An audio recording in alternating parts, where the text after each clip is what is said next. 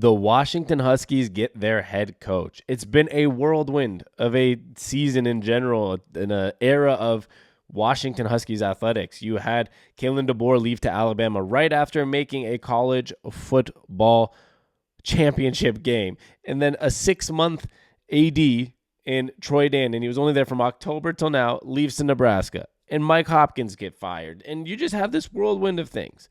But then Danny Sprinkle, right after a March Madness, a little bit of a run for Utah State, he comes to the University of Washington. Now, all about Danny Sprinkle. This video is all about it. He leaves the Utah State Aggies and heads to Washington. He was one of those top candidates. I think what's interesting is, FAU's coach went to Michigan, so that was off the board as of earlier this weekend. And I was looking at somebody like Washington State head coach Kyle Smith. He also left to Stanford. Shout out the Cougars. Coaches, they can never retain a coach. If they're good, they're good. It's the same thing with Utah State now. Danny Sprinkle leads them to the tournament, going to Washington. And I think this was the best hire. This is one of the best hires that were possible out there. He was getting attention from Oklahoma State is what reports are saying, and Vanderbilt. So he was getting Big 12 offers, essentially. He was getting SEC offers, essentially. And he picks Seattle, who's going to the Big 10, and as his next venture, I say, and his next job. Now, it's interesting. He does not have the most experience in the world, but everybody pretty much really likes him. And I mean, I have a buddy of mine who even mentioned it on Twitter that he is an amazing dude, amazing hire. They're excited. They're from Seattle originally, but they're Montana State guys, so they know him, and everyone seems excited. He's only been a head coach since 2019, though. So if we look at it here, obviously been phenomenal, like absolutely phenomenal in his jobs from what he's done. He played. Here's the interesting things. He's from Pullman, Washington. Okay, his dad went to University of Washington. His father actually, what was his name? Bill Sprinkle, played for the Huskies football in 1960s. So not only is he born in Pullman with the Washington ties, his dad played Huskies football in the 1960s. And then on top of that, he's been a Northwest-ish type of guy. He went to college at Montana State. So Montana State from 95 to 99. He was an assistant at Cal State Northridge, an assistant at Montana State. He left Montana State again to go to Cal State Northridge. He got an assistant job at Cal State Fullerton, and then he finally got the head coaching job in 2019 for Montana State. He was at Montana State for 4 years. The last 2 seasons, in 2022 and 2023, they won the Big Sky tournament and made it to the March Madness, into the NCAA tournament. So for him to be at 4 years at Montana State, took 2 years to build, and then 2 straight years of NCAA tournament appearances for Montana State, that is impressive. Then he goes to Utah State, 2023 and 2024. That's it. This year. Takes them to the tournament. They win a tournament game. And you're looking at a guy who, the last 3 years, Montana State to the tournament, Utah State to the tournament. They got a win. I know they got killed by Purdue yesterday, but, they beat TCU in round 1. They lose to Purdue. Purdue might be the best team outside of, it's UConn, Houston, Purdue, and North Carolina, the 1 seeds. It's understandable. Just in general, though, forget even the tournaments or if they won or lost games. At the end of the day, he's been coaching, that makes it, 5 years? He went to 3 tournaments with smaller schools. A 108-49 coaching record. 108-49 coaching record in those 5 years. And like I said, the 2 tournament wins. The Mountain West also, the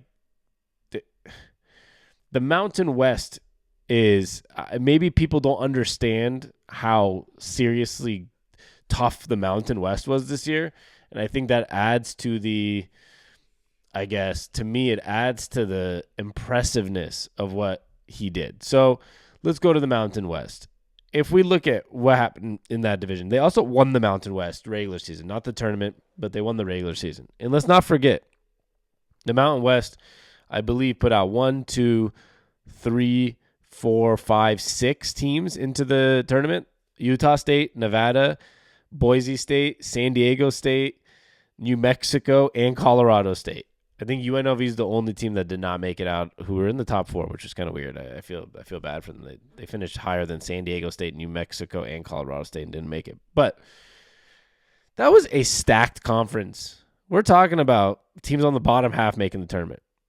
They won the conference with a conference that had Nevada, Boise State, San Diego State, New Mexico, and Colorado State this year. Let's not let's remember how impressive that is, because it's not something that you would see many coaches doing, is spending 4 years at Montana State. 2 of them, the second half of the 2 of them, I mean, they went 16-15, 13-10, and then year 3 at Montana State, 27-8, wins the tournament, goes to March Madness. Then the next year, 25-10, goes to March Madness after winning the tournament. And then 1 year at Utah State, 27-6, win a tournament game, make it to that second round of the tournament, lose to a team that's probably going to be a Final Four team. And on top of that, you look at what they did in this conference, a conference that had 6 out of their 12 teams make the tournament. I mean, the Mountain West might have been tougher than the Pac-12 this year. That's impressive. And Danny Sprinkle, I think, is going to be a guy, knowing that he was able to build it up a little bit at smaller schools, knowing that he's a guy who was born in Pullman, his dad played at UW, he's been at Montana a lot of his time. I think this is like a perfect fit for him. He is a Northwest-ish type of guy. He's gonna know how to, if he was able to recruit to Montana State and to Utah State, he's gonna be able to recruit to University of Washington, especially as they've become a Big Ten team. I think this is the best thing we could have done. It's not gonna be an easy situation in general moving over to the Big Ten. There are a lot of good teams already in the Big Ten. There's a lot of good hires, like Michigan hiring Dusty May, whatever his name was, and the FAU coach. And you already have good teams over there in the Big Ten. You had to make the best possible hire, and I think this was it. I mean, you go get a guy who's kind of like the biggest young name. He's in his 40s. He's 47. He's one of the biggest young names out of all coaches. You're moving to a new conference. You see a guy who's been to 3 straight tournaments with Montana State, Utah State. You got to go make this move. So I'm happy about the move. In all honesty, I think this is a big transition time. You had to make a deal. I'm wondering if Troy Dannon just had this lined up for whenever they lost and Troy Dannon left to Nebraska. I'm confused if he had it already ready to go, or if, I think it's Aaron O'Connell doing like the interim work last time. Maybe she already had stuff lined up. I'm not quite sure, but it's amazing. I mean, at the end of the day, like I said, 108-49 record.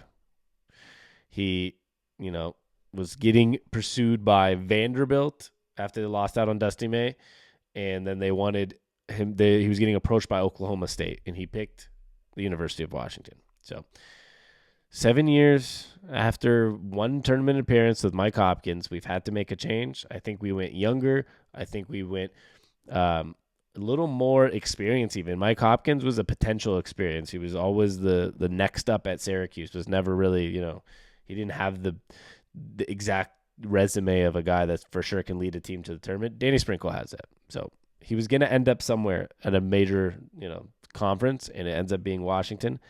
I'm happy. I'm excited about it, and I'd love to know what your thoughts are.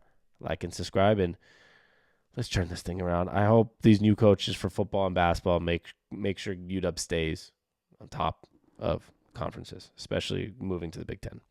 I love y'all. We'll be back next time. Check out the links in the description if you want to see our Seahawks page, Mariners page. I have an NBA page. I have a Seahawks page too. We got a Seahawks podcast page, Mariners page. Here at the Sports on Tap, we got a lot of stuff. So check them out in the description. I love y'all. Peace.